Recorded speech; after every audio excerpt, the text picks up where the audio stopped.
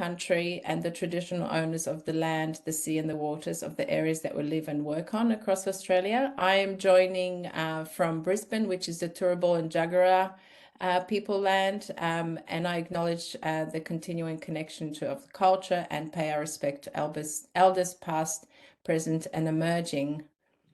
So we'll kick off with the objectives of the workshop, and as people are joining, great to see more and more people joining the workshop. The more the merrier, and really pleased to see such a good registration and lineup of experts across various fields.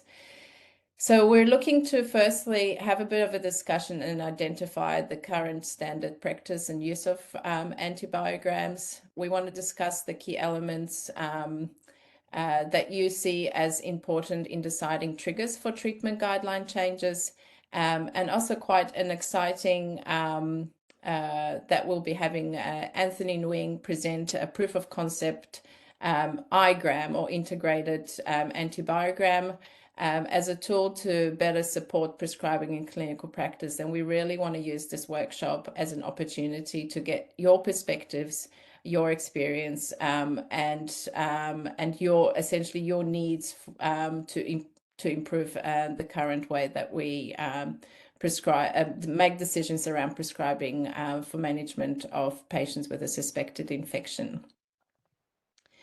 So the agenda for today is, next please. We'll have the first session where we provide you with an overview of the igram project that Lisa and I and the rest of the team are working on. We'll also have a presentation from an AMS pharmacist and a collaborator on antibiograms and how they're currently used in practice.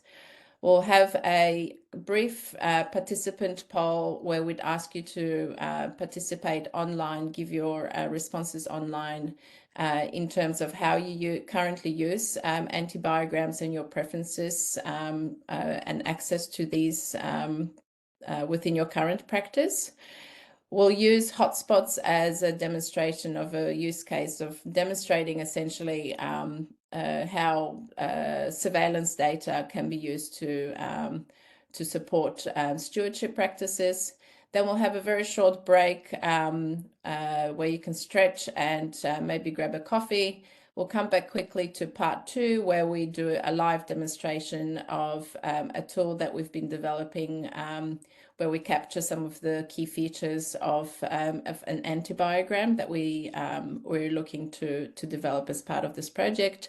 We'll have breakout sessions, online breakout sessions, where we discuss your preferences for the various features to include in an antibiogram, and then come back to the bigger group and share and summarize the discussions.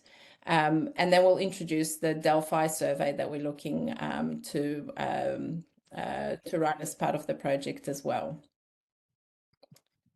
Next, please. So over to you, Lisa. Thanks, Teresa.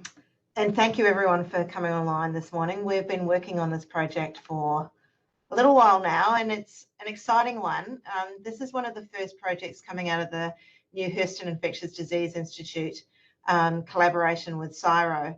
And the lovely thing about this collaboration is it allows people who really work in AMS and ID research to collaborate with some of the leading lights of digital e-health work on projects that are related to either infectious disease resilience or antimicrobial resistance. So we've got a small amount of funding through that mission to undertake what we're calling the igram project, which really stands for Innovative Antibiogram.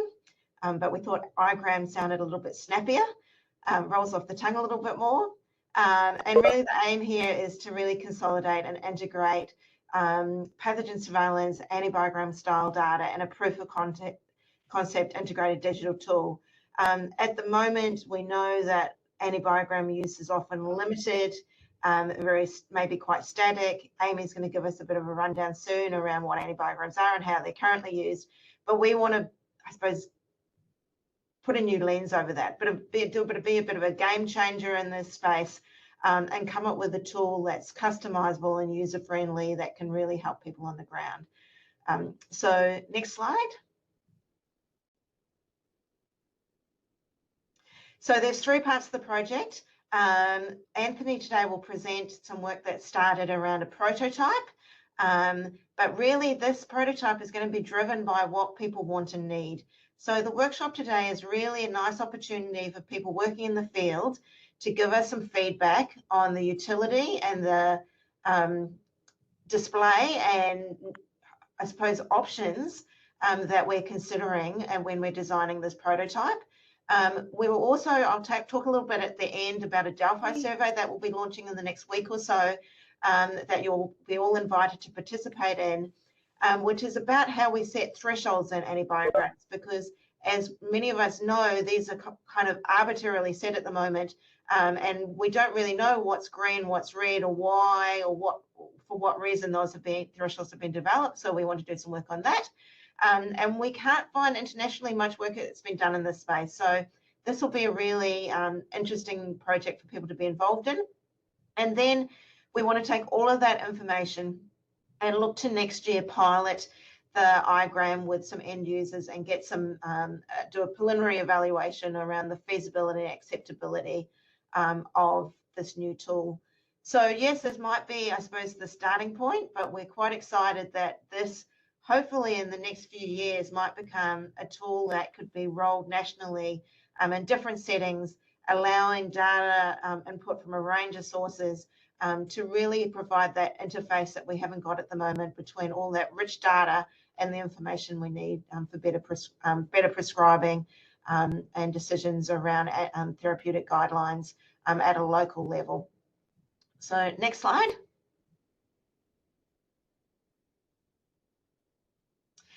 So this is like a dream team to me. I've got my academic partners here at UQ, Amalie and Fiona, but I get to work with Teresa and Anthony and Leonie over at CSIRO. We're really fortunate as well to have Amy and Sonali on board, bringing their wealth of experience and expertise in stewardship and microbiology and use of data. So I think we've got the right people to really pull together something that's really useful and worthwhile. And as I said, this is just a small project, a prototype and a pilot, but hopefully that this will be something that can be used. Next Thursday, now, Friday. If anyone and then I'm off again. Online hasn't got their mic mute, now's a good time. Thanks. Okay, great. So I'm going to hand over now, we'll go to the next slide, to Amy, who's currently a pharmacy fellow at Heidi, but has got a wealth of experience as an AMS pharmacist in a range of settings from metro to rural and remote. And my most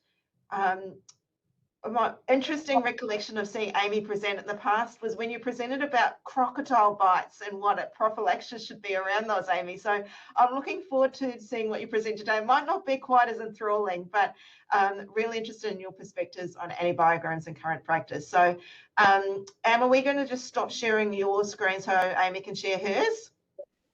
Great. Over to you, Amy. Okay, great. Can you hear me? Yes, we can. And we can see you in that lovely fancy office background, provided courtesy of WebEx, I presume. Yes, courtesy of WebEx. I've also never shared before on WebEx, so let's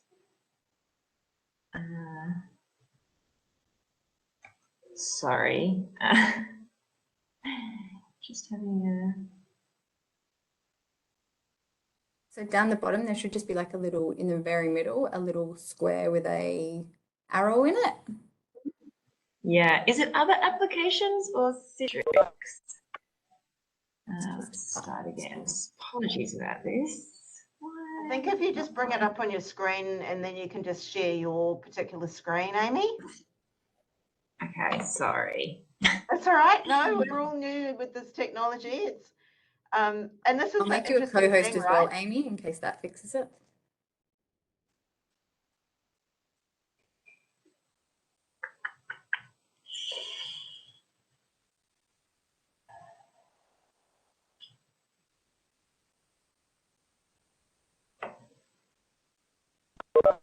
If you prefer, Amy, to email it to me.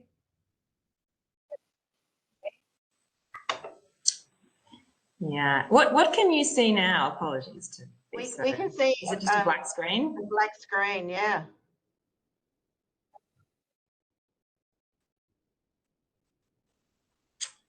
Cool.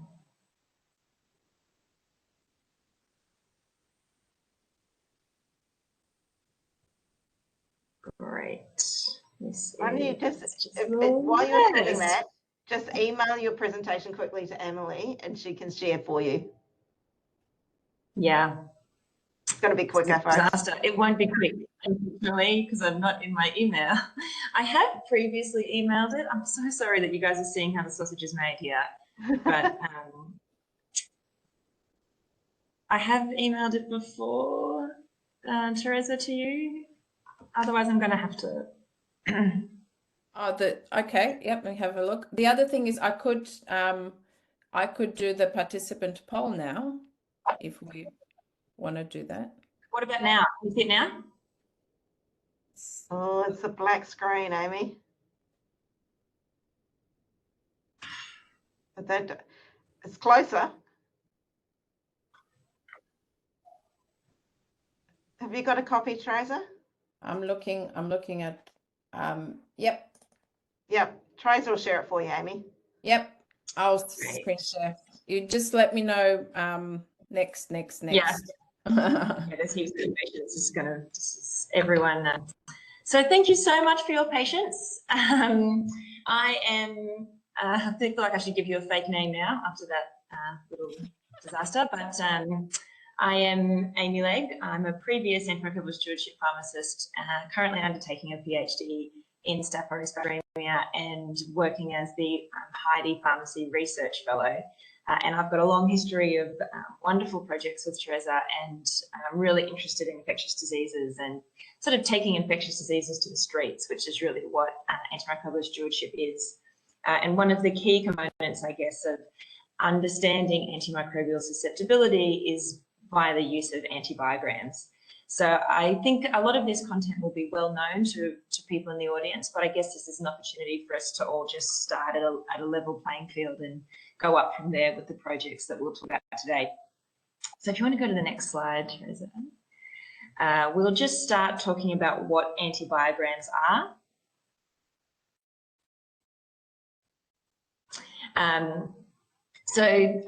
Antibiograms are an overall profile of antimicrobial susceptibility, and they're really the results of cumulative information that goes to each of the microbiology laboratories, and they provide an overview of how susceptible specific microorganisms are to different antimicrobials. So the profile is generated by the lab using their aggregate data, and then they're summarised periodically and presented showing percentages of organisms that are susceptible to a particular antimicrobial drug. So definitely at this point, I'll just note that I'm not from the lab, and so how they come together and the susceptibility testing, I can't really speak to, but I can certainly speak to the use of the antibiograms in practice. So certainly producing antimicrobial cumulative susceptibility is a key strategy for antimicrobial stewardship, and we use them a lot. So just in with the example I've got on the screen here, just to make sure everyone's familiar with them. So if you just click Teresa, there'll be a few of these. So across the top, we've got the antimicrobials, for which we want to know whether or not the organisms are routinely susceptible. So if you just click again, we've got two example organisms down the side here, Acinetobacter baumannii and E. coli. And then going across, just click again, Teresa, you can see, for example, for ceftriaxone from this laboratory, there was 42 isolates. And of those Acinetobacter baumannii isolates, less than half, so 42.9%, was susceptible to ceftriaxone. And you can, obviously people will be familiar with using these, but it's very important to understand what our empirical rates of susceptibility might be when making decisions for guidelines and for other resources, including direct patient care. So most of the antibiograms are presented like this, and you can see again for E. coli there's a lot more isolates, so you also get an understanding of the burden of each of these pathogens. So E. coli being much more commonly seen with 400, almost 500 isolates there, and a very high susceptibility to ceftriaxone, with 99.8% of the isolates that were seen in the lab susceptible to ceftriaxone. And just press click again. And these are what they traditionally look like in practice. So this is the Queensland Public Hospital's antibiogram from 2021. This is specific for blood cultures. And you can see it's quite a big and potentially overwhelming table. Certainly once you're used to reading them, they are quite easy to use, I think. But they do provide a lot of information, even just at a glance. So as Lisa mentioned before, things are color-coded. So the percentages, which is the %S columns, are red, green, yellow, or grey. And they're sort of, you can also understand prevalence, or looking at number of isolates, how often these are being grown in the lab. And they're specific, of course, to, this one is for all Queensland Health, but Queensland Health also breaks them down by location, so for each of the hospitals. And then there's differences between blood cultures, urine cultures, and others. So just click again there, Teresa, to take a deep dive into this one. So two of our favourite bugs, of course, E. coli and Staph aureus on the left-hand side there.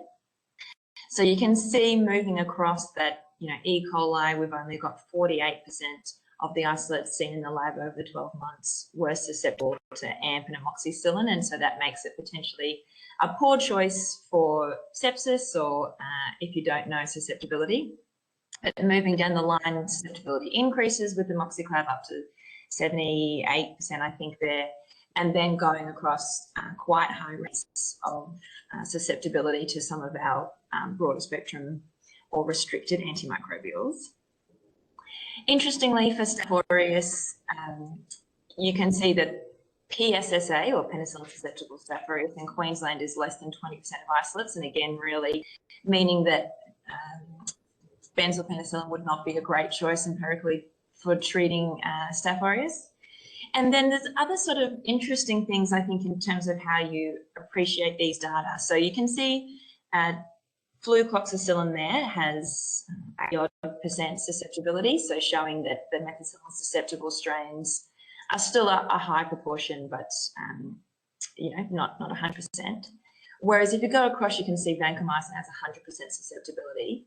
And I think one of the interesting things about antibiograms is what it means in terms of efficacy. So even though vancomycin has 100% susceptibility against Staph aureus strains, we know that in the setting where flucloxacillin is an appropriate choice, i.e. it's an MSSA, or a methicillin susceptible Staph aureus, but it is actually the preferred agent. So percentage susceptibility doesn't always ensure treatment success, which is just one of the sort of nuances of the antibiogram. And then just to say as well, before we go on, the blood culture, you can just have a quick look at the antibiotics that are being reported there. So this is blood cultures, so it's things that are going to get adequate concentrations in the blood to treat these bacteria. And then if you click again, Teresa, we'll move to cumulative antibiogram for urine. And you can see, first of all, for E. coli, which was the top bug in the last slide as well, but the routinely reported antibiotics are different. So you wouldn't use nitrofurantoin, you wouldn't use trimethoprim for a bloodstream infection because they don't get adequate concentrations, but you can see here they're being routinely reported for the urinary isolates. So it's a really nice educational tool as well for prescribers to show what drugs might be useful based on the site of infection. And again, the susceptibilities change looking at urinary sources because the concentrations of drugs in the urine is different to the concentrations that you can achieve in bloodstream infections, depending on the pharmacokinetics of the drug. And then just click again there to. So that was a bit of a deep dive into antibiograms and how they look and how they're used. I think in terms of the benefits, they really do aid decision-making for empirical antibiotic choices, and that's essentially why we use them. So knowing that you've got 90% susceptibility to an organism means that it is a good choice to use empirically. And although you might take a lower threshold for less severe infections, knowing your rates of susceptibility for different pathogens in different regions at different sites is very useful for all of us. So it helps making empirical antibiotic choices. It helps direct our formularies, like what is it useful to keep on hand and what is it useful to get approval for. And it's very much driven empirical recommendations in guidelines. It's very good that they're area specific. We know that rates of susceptibilities change, and one of the big issues with having national guidelines is it's really difficult to incorporate those nuances about regional specific susceptibility patterns within a national guideline. And so adapting a national guideline to your local antibiogram is really important. And I think that they're a great educational resource. I'll talk a little bit about when they're not a great educational resource, but they are really useful in terms of getting prescribers and junior clinicians familiar with when you should be thinking about different drugs for different bugs, because the susceptibilities generally will be reported if it's a good choice. And just click again there. They do have a few limitations. So even though lots of laboratories do report trends over time as graphs underneath the antibiograms, within the antibiograms themselves, there's no trends over time. So you can't see potentially, just from looking at a single antibiogram, you can't see whether things have gone up and down, which is very interesting in terms of antimicrobial stewardship initiatives. There are somewhat arbitrary time points for the accumulation of the data, and whether or not that, we're missing again potential peaks and troughs based on not doing things more regularly. The application of an antibiogram to specific patient care does require that clinical lens. So certainly using an antibiogram, you need to think about previous susceptibilities in that patient. So there's no point using an antibiogram if your patient is extremely unique in that they've previously received an antimicrobial and have failed on that antimicrobial, or if they've got known resistance, or they've got a unique travel history, or a unique, have potentially presented from somewhere else. So you've really got to take the antibiogram and apply it with a clinical lens. I've put here somewhat difficult to access. In terms of the Queensland Health ones, I don't find them difficult to access at all. In fact, I would say that they are completely easy to access. I think what I mean by somewhat difficult to access is they're not used necessarily at point of care a lot of time, or the junior clinicians aren't used to including them in their clinical practice, and whether or not that was really ever even an intention of antibiograms. But there is maybe a bit of a gap between their routine use. But yeah, we can talk about whether they were ever designed to be sort of routinely used. And just the point I made before about sometimes it's sort of a bit anti-antimicrobial stewardship, because if a lot of the drugs that have 100% susceptibilities are quite broad spectrum, and actually that's fine in terms of empirical usage or guideline-based therapy, but when we can narrow spectrum, we should, and we don't always just want people heading towards a drug that has 100% susceptibility. And the other thing, susceptibility is a broad range of pathogens with different MICs. And one of the other, sort of similar to my first point, but one of the other limitations of the antibiogram is you can't see that MIC creep. So it's really a trimetric, sort of susceptible or resistant, intermediate, I guess, somewhere in there. But you don't know if your MICs are increasing over time and you're at the cusp of having a resistance issue, or whether you're way down with pathogens with very low MICs. And the only other thing that does trip people up is, because the lab doesn't always do susceptibility for every drug, there's inferred susceptibilities that do occur. Sometimes if a percentage susceptible isn't reported and the square has been grayed out, so it's like cephazolin for Staph aureus, because it's inferred from other drugs. Sometimes people don't fully appreciate that you can still use the drug for that. It's just that we don't have percent susceptibility for that. So if you just go to the last slide there, just to start talking about thresholds. So at the moment, this is the Queensland Health threshold. So the red are less than 70% of isolates susceptible. The yellow is 70 to 90% of isolates being susceptible, and the green is greater than 90%. The grey is just a really diverse group where it could be not tested, not clinically effective or intrinsically resistant. So just not tested, I guess, is quite different to not clinically effective or intrinsically resistant. And then blue for kids there. So I think one of the things that Teresa and Lisa have really been championing is thinking about these thresholds. And it is quite useful to have a colour-coded palette to look at the antibiograms, but these thresholds probably be quite nuanced. And if you've got a less severe infection, would you accept a lower threshold for a narrower spectrum agent where you're not particularly concerned about imminent patient death, and you could reduce the risk of antimicrobial resistance from using a broader spectrum agent? Should the thresholds change based on what the likely pathogen is?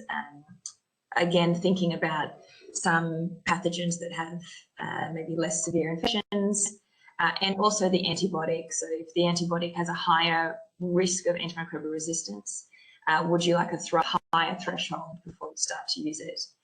So I think there are a lot of questions about thresholds and whether we'd be happy with whether we want greater than 90% susceptibility for every antibiotic for empirical treatment, or whether there's room to move there based on certain clinical scenarios. So thank you very much for listening, and apologies again that I couldn't share it, but Teresa did a great job. I tried. Thanks, Amy. Oh, wonderful. So I suppose this will lead. Oh, Sonali has a question. Yes, Sonali. Sorry, that was great, Amy. That was a really good presentation. I just wanted to mention that we're actually looking at dashboards and better access to antibiograms at the moment. I'm actually presenting in a couple of hours just on dashboards. So I agree that at the moment the antibiograms are not interactive, but we will have some interactive I guess dashboards that I'm hoping will help clinicians in remote and regional areas and make it a little bit more attractive to use.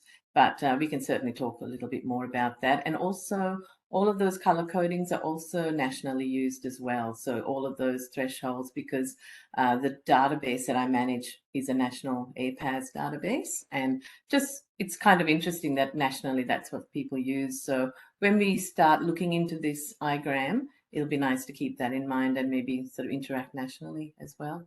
So that's a really good presentation. Thank you.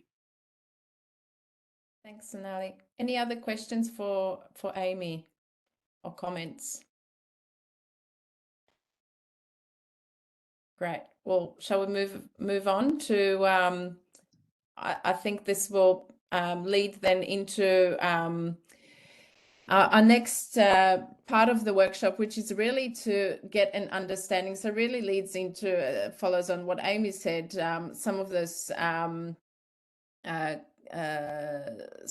issues, well, not issues, but just to get an understanding of how you use antibiograms in your current practice, how you access your antibiograms, and potentially as well, any of the data that are contained in there. If you feel like it's sufficient, there's the data that's included in current antibiograms is sufficient, and perhaps could there be other types of data that we could consider including in our more innovative antibiogram, or perhaps you're happy with the current antibiograms and you don't want anything changed. So this is really an opportunity just to get your views about how you use antibiograms in your current practice. So we've got a QR code if you can scan that, or otherwise use the menti.com link there and enter the code, and we will just go through and ask you approximately, we've got about 7 questions, and we'll give you about half a minute to answer each question. So I will try to now see. Teresa, and am I going to stop sharing? You're going to show the results? Yes. Yep. I'm going to share the. Things have changed now that I've shared Amy's thing. I wonder why that's. Can you see the Menti? Wonderful. Okay, so we've already got some people participating. Wonderful. First question really is around what is your role in relation to antibiotic prescribing?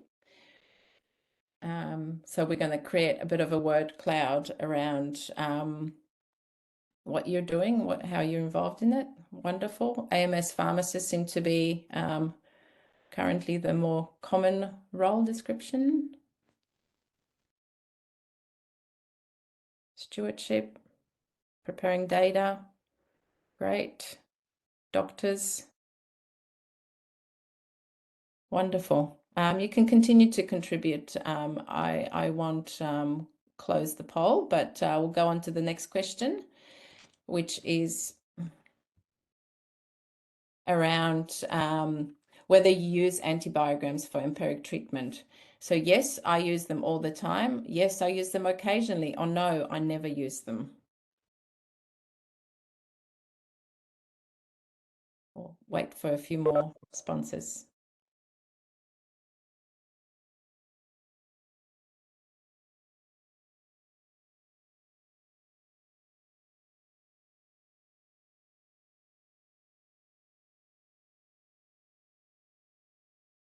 So we're just using the menti.com and that code for those that that have joined a little bit late.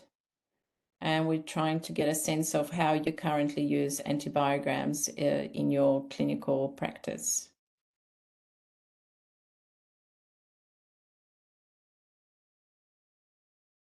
Okay, we'll move on to the next one. For the antibiograms that you usually refer to, what are the sources of data? So essentially, what are the data that are used to generate those antibiograms? For some of you, you may not know, and there is an I don't know option, or the other options are the data are derived from the hospital where the patient is. The data are derived and combined from multiple hospitals in the region. The data are derived from a clinic or an aged care facility. Or other. And then the next question will answer the other. So if you've answered other, it'll be great to get a sense of where the data comes from. We'll just get a few more people participating in this question, please.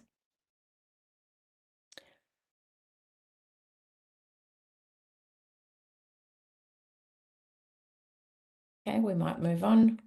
Then what other data sources are used for creating the antibiograms?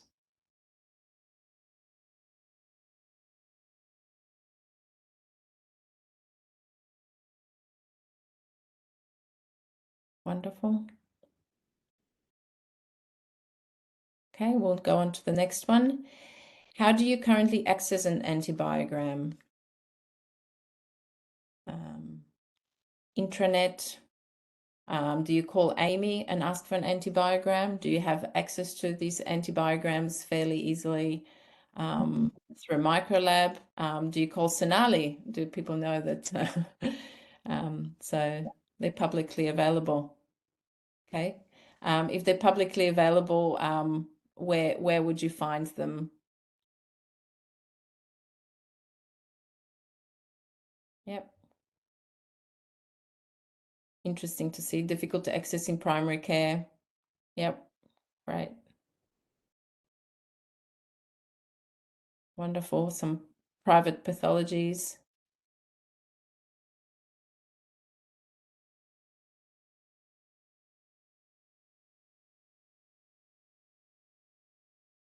Interesting to see some antibiograms are publicly available whilst others are not.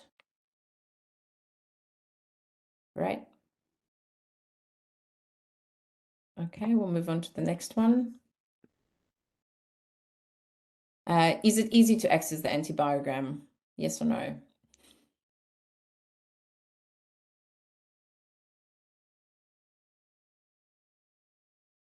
Mm. 50-50. Okay, more people are saying no, it's not as easy.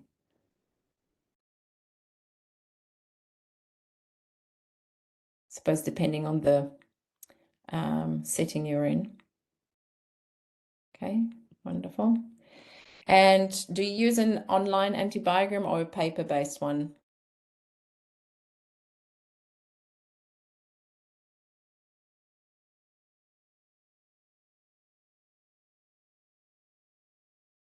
Okay, most people are using online. Actually, all people are using online.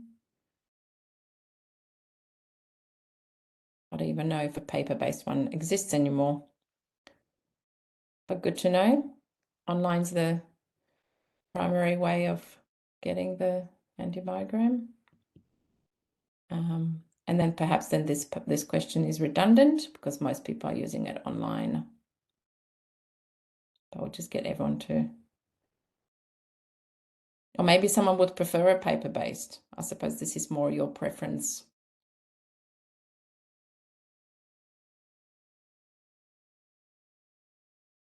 Okay, next question. Is all the information that you need for making the important clinical decision available to you at the, from that current antibiogram that you use?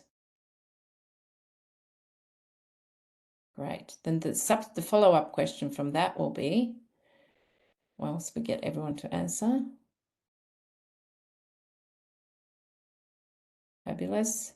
The next question then is, this is your opportunity to put it out there. What information would you like to see in an antibiogram that you currently don't see?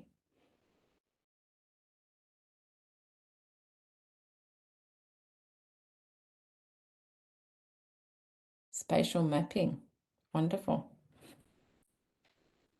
Maybe a bit more information around by what region or statistical area, ward versus ICU. Yep.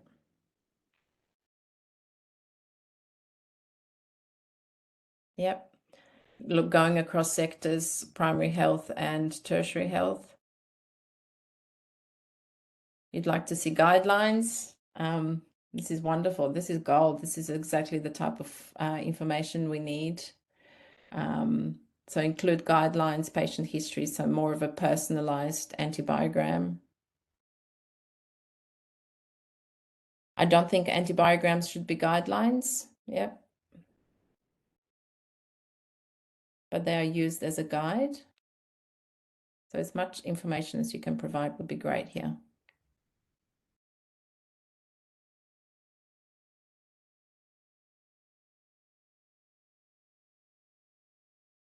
Okay. People are still contributing, so I'll leave this a little bit longer. And you can continue to contribute throughout the workshop if anything does come up that you'd like to add more information in there. So I think we'll leave that there and move on.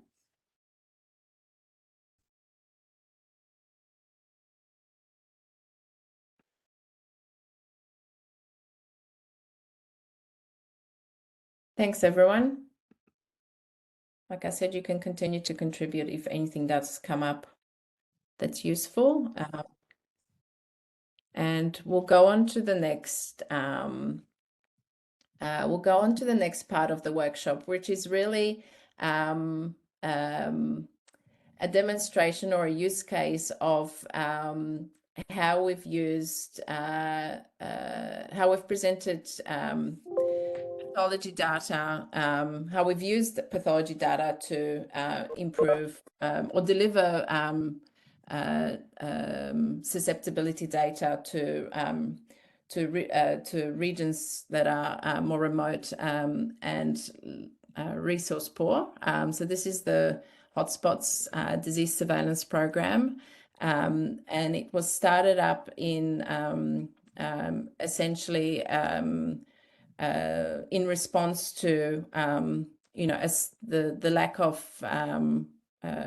stewardship or the lack of data being local data being used by pharmacists and stewardship teams in remote and regional Australia, across Northern Australia, so northern part of WA, Northern Territory and Far North Queensland. And it's an opportunity to demonstrate how pathology data can be used through leveraging digital technology to deliver pathology data to end users. So we'll play the video now. Hopefully that will work. And we've got Amy featuring in the video, which is kind of nice link back to some of the work that she's been doing, because we've been working quite collaboratively with Amy in the past in delivering the Hotspots Disease Surveillance Program. So I'll leave it to the end users to describe this program.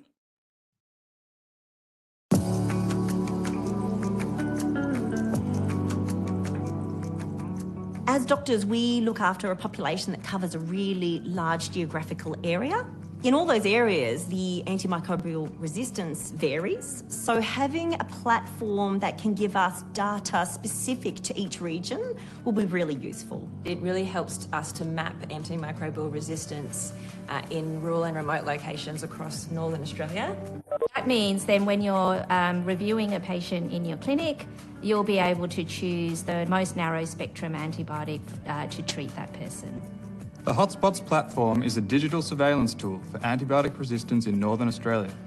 It provides data to support clinical decisions addressing the growing threat of antibiotic resistance. Hotspots tracks antibiotic resistance geographically and over time. It visualises temporal trends of clinically important pathogens to support antibiotic stewardship programs and national action plans. A powerful feature of Hotspots is a comprehensive analysis of both the primary and tertiary healthcare settings. So the Hotspots platform will allow clinicians to get a really good understanding of what the local susceptibility and resistant patterns are for different microorganisms. We don't get the results of patient sensitivities back for some period of time. Often it can be over a week. So having something like an antibiogram that has data from that community can really help guide us, because we don't have the luxury of waiting. You know, we want to get that right the first time. What we really expect from essentially the integration of data about antimicrobial resistance into healthcare decision making is that patients get the right drug earlier. So as opposed to having to have people fail and escalate or having to routinely use broad spectrum drugs, we can have a more specific approach based on per pathogen, and then patients can expect to get the right drug earlier and improve faster.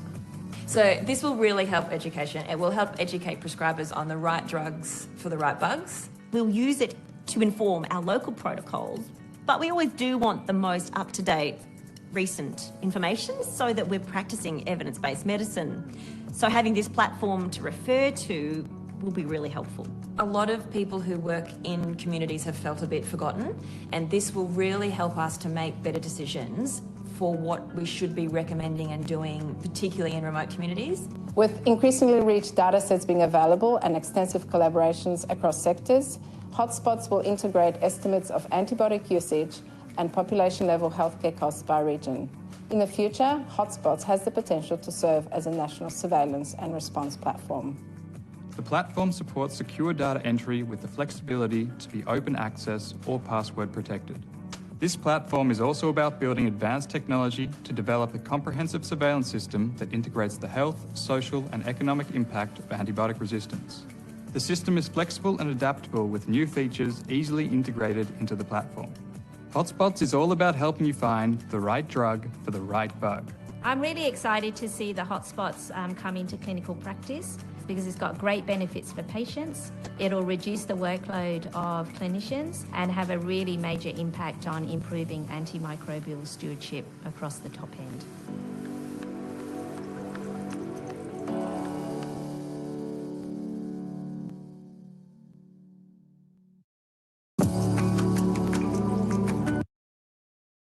Great, thank you. I love that video because you really get to hear from the end users of surveillance data, which is the reason why we develop the Hotspots program, and now we're looking to modernize the platform and essentially through workshops such as this and the program that the project that we're collaborating on with the Heidi Institute to improve the way that the data is visualized and used by those that need to use it. So our end users are always at the top of our mind. So I think we're due for a short break now. So perhaps it's 10 to. We perhaps, yeah, 10 minutes. Do you think is 10 minutes too long or sufficient? We'll come back at 10 o'clock Brisbane time. 10 minutes is good. Okay, Yeah, getting that's good. thumbs up. Okay, wonderful. Let's come back, reconvene in 10 minutes, which will be 10 o'clock Brisbane time, 11 o'clock Sydney, Melbourne, Adelaide time. And then I can't work out. I think it's the other way for Darwin and other regions, if anyone's joined from there. We'll see you in 10 minutes.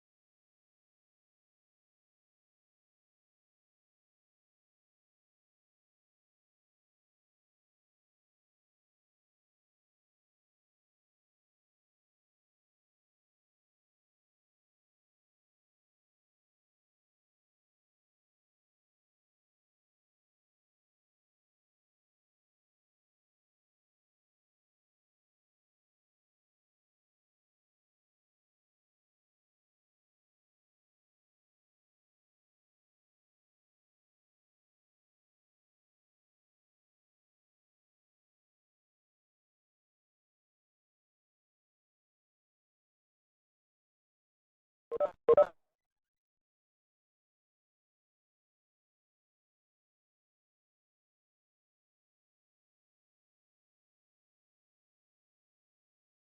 everyone, welcome back.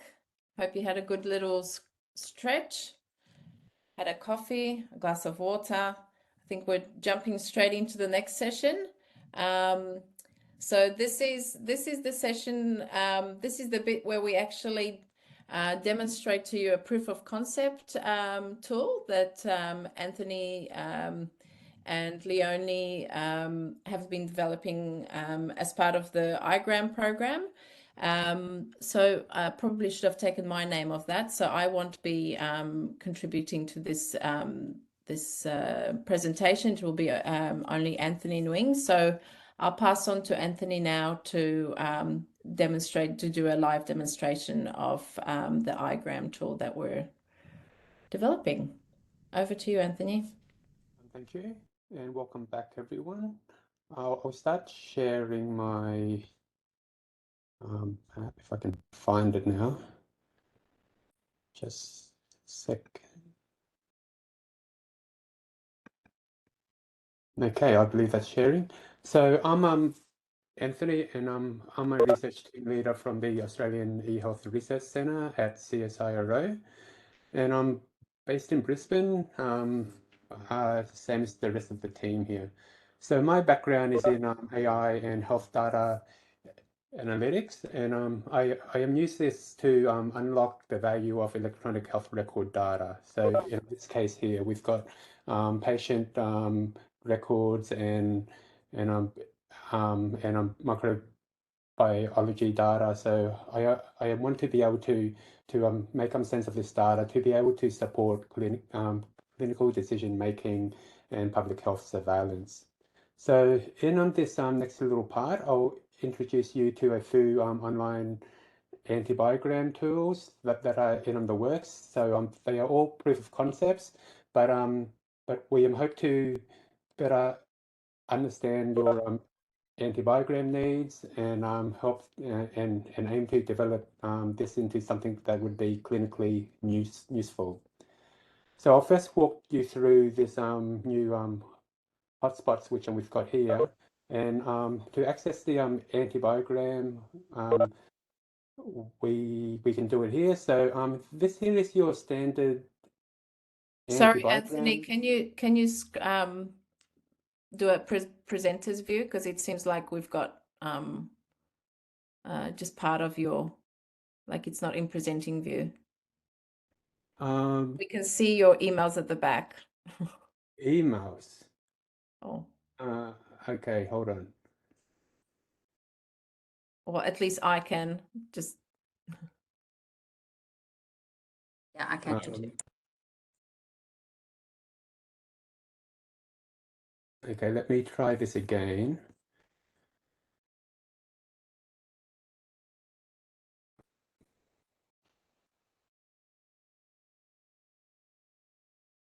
I will try a screen share this time because I've got a couple windows open. That's probably the reason.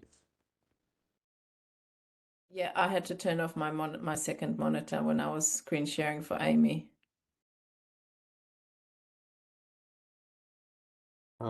How's this now? Yeah, good. Okay. So this is the hotspots antibiogram where you'll see that you have the standard look of a antibiogram where you have organisms down on the side here and antibiotics along the top. And then you have your percent susceptibility, which are shown here for each drug bug combo. And you'll also see here the number of isolates that were for this drug bug combo and the confidence interval for that. So it allows you to be able to assess for whether there's some good statistical evidence behind the percent susceptibility or not. So the data here comes from a certain period. So it'll be good to know if your practice uses like for the past calendar year or the past 12 months or longer. So but there's some options here to be able to make that as a default for you to have a antibiogram that you can use ongoing. You'll see that the list of organisms and the list of antibiotics here can be long. So so it's potentially not as useful when I'm prescribing if you have the full list of things, but I guess we need it in the context of the infection and whether certain groups of organisms and certain classes of antibiotics would be useful or not in treating a particular infection. You saw before in Amy's talk that these antibiotics were grouped into routine reported ones and reserved. We do have other examples here where we've where it's impossible to group them by importance ratings. So whether it is low, medium, or high. In the case here, we've used the WHO aware classes where it's access, watch, and reserved. So there's multiple ways to show this, but I thought I'd show you this to be able to show that it's possible to either group by antibiotic classes or by importance ratings. What's different in this antibiogram UMC here is that we also show those that are intrinsically resistant.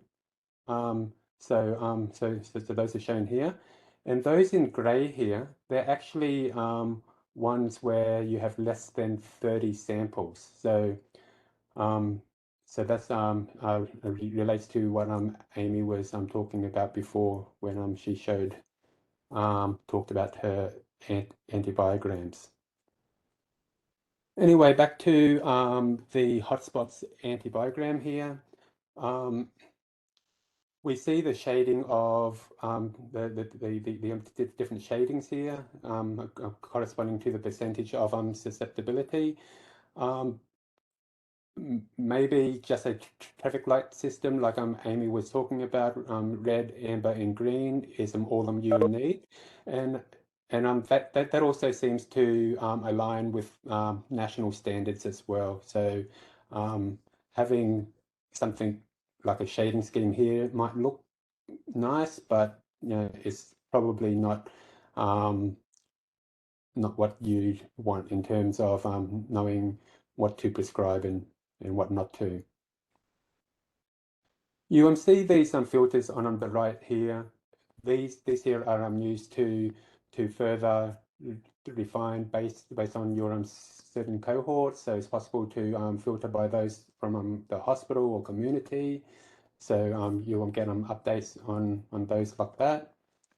And then you've got specimen types where you can just look at those related to blood samples or respiratory, skin, or urine. And then you've got age brackets here. These are age brackets in terms of 5-10 year age bracket groups, but do we need, do we need this, or is it all we need is a separate the pediatric and adult, but maybe a geriatric one might be useful there. So having different breaks down there allows you to sort of personalize based on your patient that you are treating. And then there's other ones that are genders. Again, you can then do antibiotic classes, so you filter that based on that. And based on locations as well. So you can then, instead of having a antibiogram for all of the regions, you can drill down to a certain hospital that you are interested in. I also saw on the feedback that you that someone wanted like ED versus ICU and so on. So so back to this antibiogram which I showed before, it's possible to personalize and to then drill down at a ward level as well. So it's based on this here. So there's lots of different filters which can be used, but it really depends on what really impacts on treatment and patient outcomes. I'll now move on to this other app here. So this particular app, I'll zoom in to make it a little bigger there. So this particular app is sort of more advanced than what you've seen before. It's we may have gone over the top with this, but it's something to trigger your thoughts and to see whether some of this might be useful or not. So you will see the same type of data is displayed before, but here you see that there's some smaller circles which actually indicate smaller number of samples, and on the larger circles you get more samples. So it sort of gives you an idea on whether you've got lots of data to support the percent susceptibility or not. So that's another way to show the difference in things like that. Before I showed you, how things were in grey, where they were less than 30 samples. In this case here, the ones that are in transparent are the ones that are less than 30 samples. So whether or not it is important to show this or not, probably depends on your role. So if you are treating patients, you may not need this, but if you are wanting to know if there's any new emerging drug bug resistances, then maybe these with the smaller counts might actually be important to you.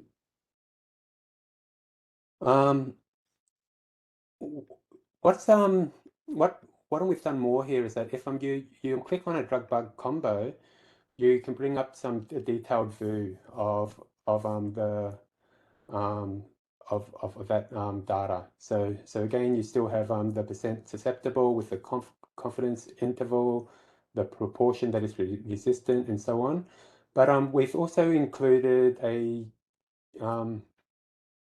map, which was also brought up in the feedback before, where you see that there's some regions that maybe less resistant to other regions. So if a patient was from a particular region, maybe you can change your treatment choices based on knowing that the patient's from a certain region. But you can also see the trends over time as well. So for this here, this is trends over time based on specimen type. We'll get rid of some of these. So this here is by specimen type. Then you can also do trends by gender, and also trends by age group. In this case here is pediatric versus adult. You'll then see other things which can be done depending on your role too. You might not be interested in knowing whether it's gram positive or negative, but the option is there to do that along with the shape as well. So, but you probably don't need to know that unless you are an infectious diseases physician, perhaps.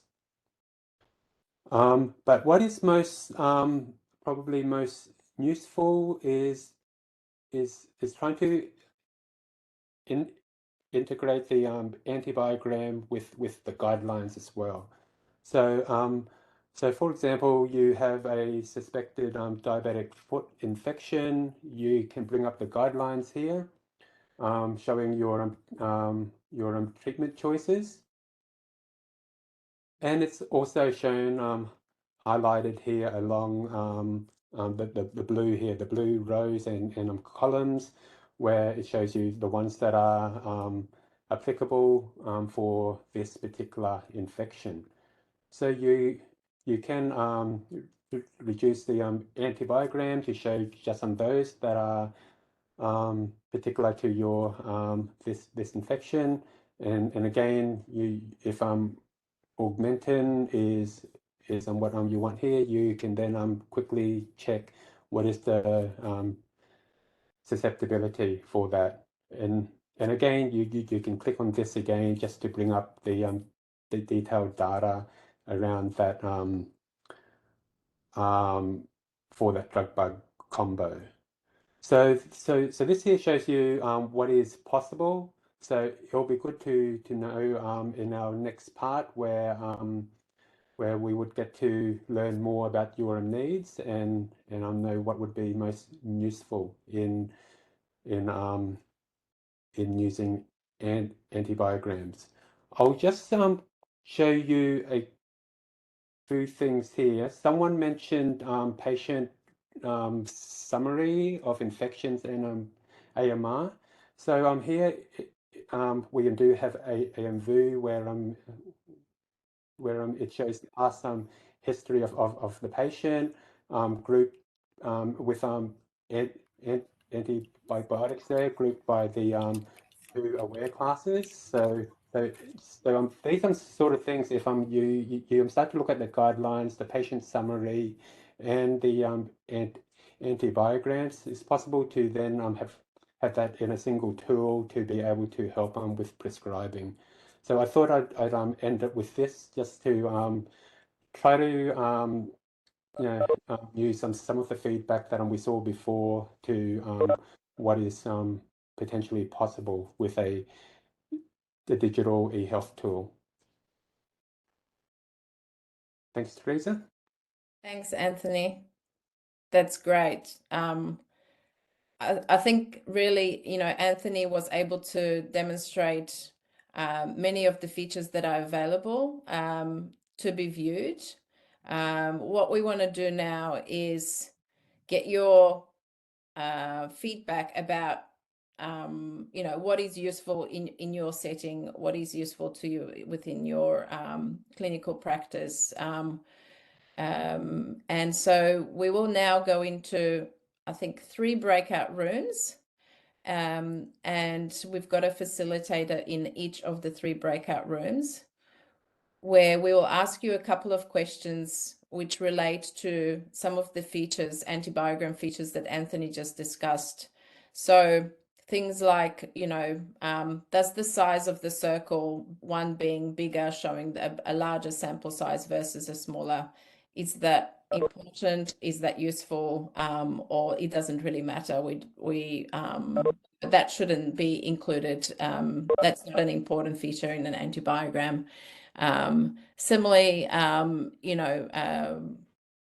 you access antibiograms, how you want to be able to interact with the data. This is really an opportunity now in the breakout sessions to have a bit of a voice about how we then go and sort of integrate your feedback into this antibiogram that we're looking to develop. So I think the 3 breakout rooms are just each person is just randomly allocated to a group. Yeah, I'm just allocating them now. So Lisa will be in breakout room 2 if you want to join breakout room 3, and I will join breakout room 1. Okay, thank you.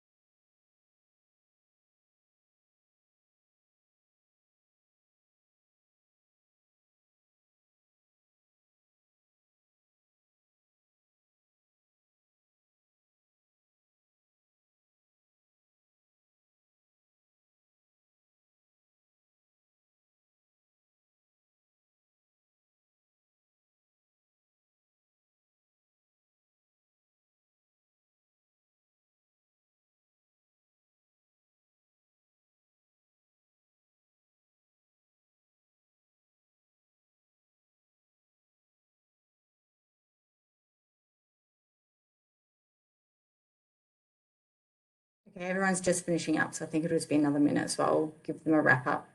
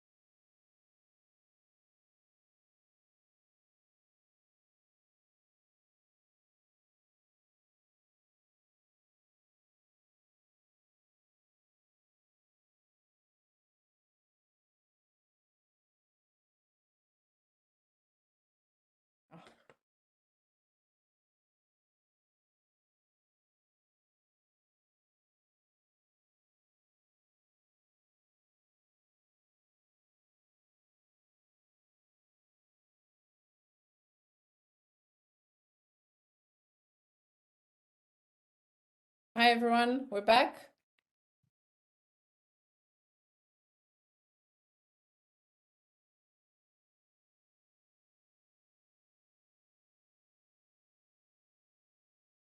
Is everyone back from the breakout sessions? Yeah, I've closed them all down. Okay. We did look in and it looks like you were all wrapping up. So I didn't just cut you off. I checked. No, I saw you spying on us, Em. It's all good. I did ask for a little bit longer, but that's okay. Oh, sorry. I'll reconnect. I'll reconnect later if we can. And the people that were in my group, yeah, Laura and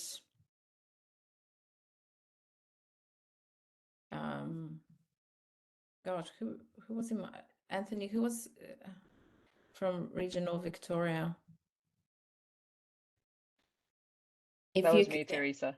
Yeah, sorry, Caroline. I was thinking Carol, but Carol, okay, sorry, Caroline. Laura and Caroline, thank you for the discussion. We can continue later. If you have any further comments, please let me know. Sorry, I missed the memo, Teresa. Oh, good. Right. Okay, shall we share and summarize then? I'll let you guys go first, if you like. I can go. So our discussion was, you know, it was a bit redundant about the online and paper-based because it seems the agreement is online. But I think, I guess as a general overview, when you're thinking about like different sizes and colours and things, the general consensus was that it really needs to be simplistic with less bells and whistles because it just really needs to be interpretable for people. And if there is extra information included there about, you know, sample sizes or other information, it can be in there, but it needs to be clear. So basically simpler was better, you know, sticking to traditional traffic light systems and trying to keep things as simple as possible. And then there was also a discussion around the guidelines and integrating them, but then how do we do that with different thresholds if they change by location? And that sometimes the guidelines are perhaps a little bit restrictive. So they would be useful to have in there, but I guess thinking about how tricky it would be to actually integrate them. Those are probably the big takeaways from our group, but we have it all recorded on the Padlet for us to look at afterwards. Thanks, Sam. I'll go. We had a really rich discussion in our group, so thank you everyone for your input. When considering online versus paper, we also were thinking about what people have already got in terms of PDFs and org tracks, and so we want to complement those systems. We don't want to necessarily replace. So yes, online, but probably more as a user-friendly tool rather than the online PDFs that a lot of people have at the moment. We agreed around the simplicity, and we actually had this interesting discussion about if we had circles that were a bigger size, would that just mean that people might think that that's the preferred antibiotic? So it had to be really clear that the bigger circle meant sample size, and we really thought that we might be able to display some other really things like hovers and other things rather than trying to cram everything into the circle. That was one kind of thing that we considered. Also, thinking about specialist or super user views for AMS teams, micro, ID physicians, etc., where you might get all data or all display of everything, but then other more local users might just get what we want them to see. So there's this concept of cascade reporting that the micro labs use, and we should try and align with that. Thinking really about displaying what makes sense locally, what is best to prescribe and tailoring to the needs of those clinicians. Our resident microbiologist, Amalie, was chipping in with some really useful information about considering what the labs test and the specimen, you know, how many specimens are going through. And obviously, if things aren't even tested, they're not going to display. So we shouldn't just have an empty box if it doesn't make sense for those things to be tested. But that's the beauty of these kind of customizable dashboard style tools. We actually really like the idea of having the guidelines in there, but we thought they really needed to be customizable so that you could put your local guidelines in rather than just going to therapeutic guidelines, which often say consider your local epidemiology and adapt. So if you are adapting, what is the local thing? So that may be part of a super user role where the AMS team could populate in the back end what their local guidelines are for diabetic foot, for example, if they're different, say in the top end. And then finally, we had an interesting discussion about the age breakdowns with the thought that we love the idea of being able to make our own age groups like you can at the moment in org tracks, but we also thought to actually talk to the people that work with the different age groups. So the pediatricians, for example, look at neonates and infants and then infants to age 16. So those three categories rather than just a peds category. Likewise, in the older category, it'd be nice to be able to filter aged care resident, yes, no. Oh, that might be a tricky one, might be a pipe dream, but if we could do that, that would be, you know, amazing. So yeah, I've got heaps more stuff in the Padlet, but the other thing was how important it is to have the buy-in for both the public and private labs if we're ever going to get a representative view of what's happening in the community. So that's it from me. Thanks, Lisa.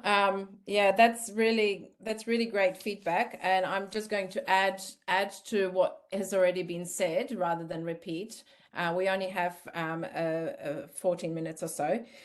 We had a really great discussion, and I was very lucky that my group, I had a primary healthcare representative and a regional hospital representative. So the discussion was really good around sort of focusing on, I suppose, those needs. To add to what has already been said was for aged care, the 8 antibiotic categories perhaps should be IV and oral.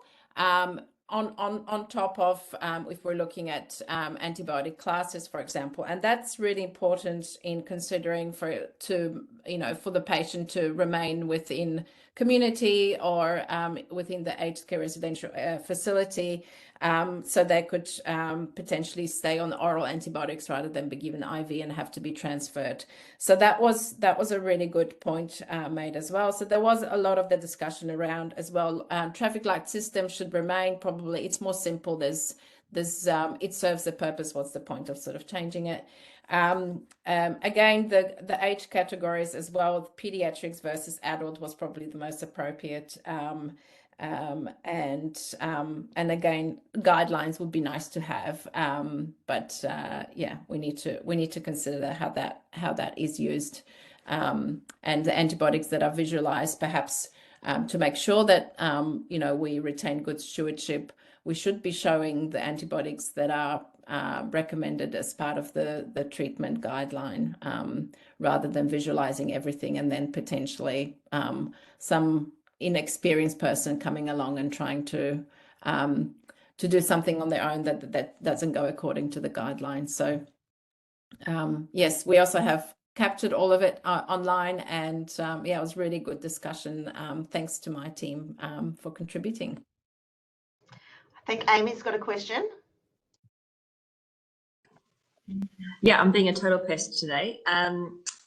I was just going to say, it sort of didn't necessarily come out in the Padlet, but probably the best thing I've seen today is when Anthony showed the antibiograms that had the R in it, like resistant. Like I do, and I think probably this triggered in my mind when speaking, Lisa, so I imagine Sonali brought this up already, but there needs to be some rules embedded about standard things that are not going to get reported, like that might come from the lab, but they're not to be used clinically.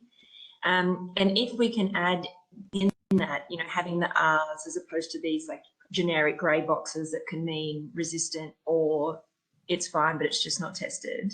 If we can, like, one of the things that I would find really useful is like, if it was grey, but it was because, as in there was nothing reported, but that's because it's not tested, it's from something else. If we could include some information there, like for Kefazole and C flu clocks or something, that'd be really useful. I think that would also be really good for clinicians to understand how the lab works. And just if there was some rules that could be embedded, I think that would really help. That's a very long way of saying that.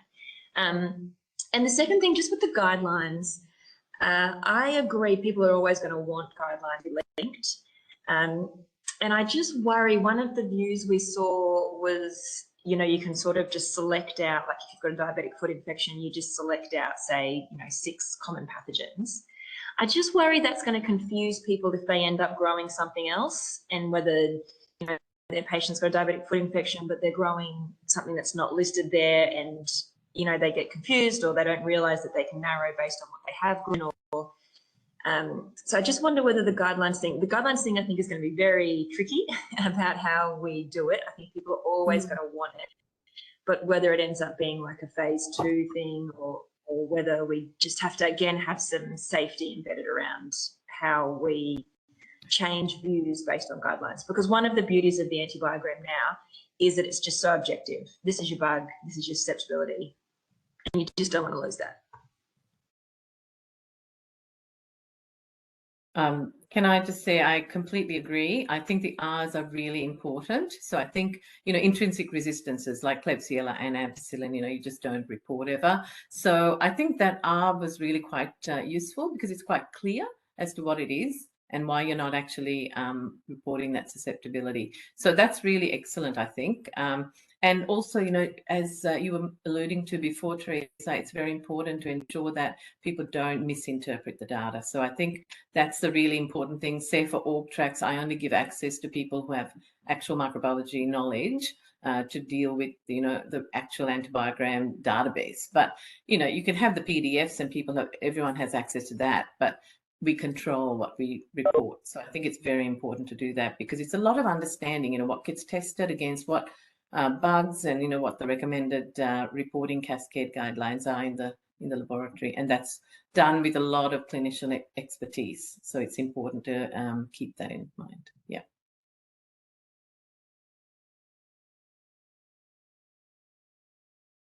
Wonderful, thank you. I've captured some of those additional comments as well. So thanks, Amy and Sonali.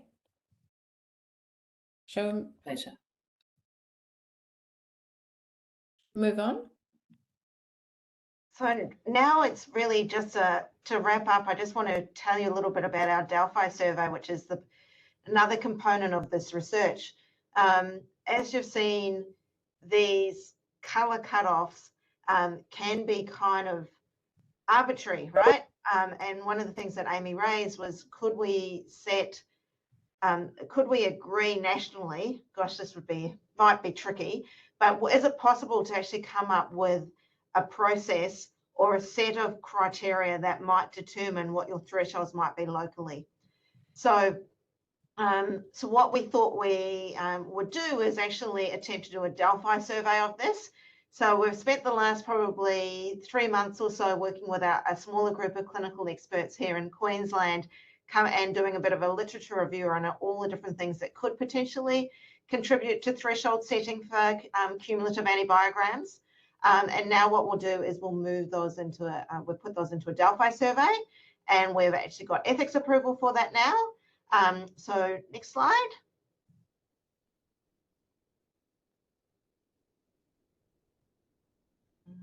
Is it moving on? We've got a next slide, Amalie? There we go. Okay, so I've put up a QR code here, but we'll also be emailing you out contact details, so don't stress about if you can't get this to log in now.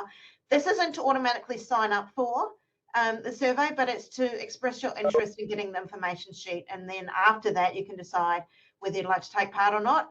But I do think we've had great input here, and we've got a really educated group of experts who've dialed in today, and I'd love you to actually consider taking part, but also people who you work with who know and use antibiograms and are interested in how we actually set thresholds and design these.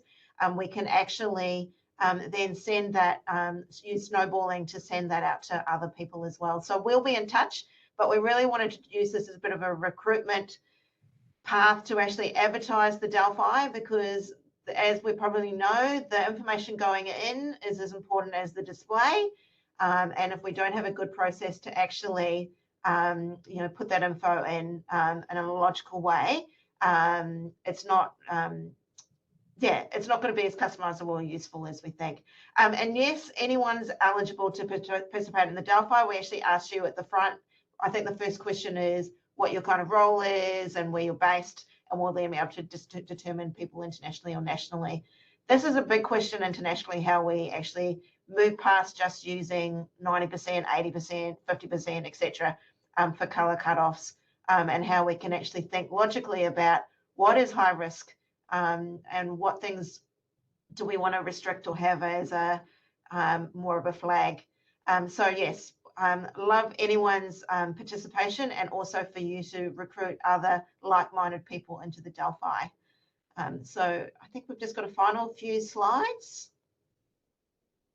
Yeah, so this is we're finishing up right on time for everyone. Thank you all so much for your input today. And thank you to Fiona, Teresa and Amalie for helping us to arrange and drive today, and also thank you to Amy and Sonali for dialing in and on all of their input and that really useful presentation. And more than anything, Anthony, that demo was amazing. So I'm really, really excited about the work you and Leonie have been doing. And here's to getting a good prototype that's useful and getting a pilot happening next year. and we'll send everyone updates as we progress. So thanks, everyone. Thank you. Thank you.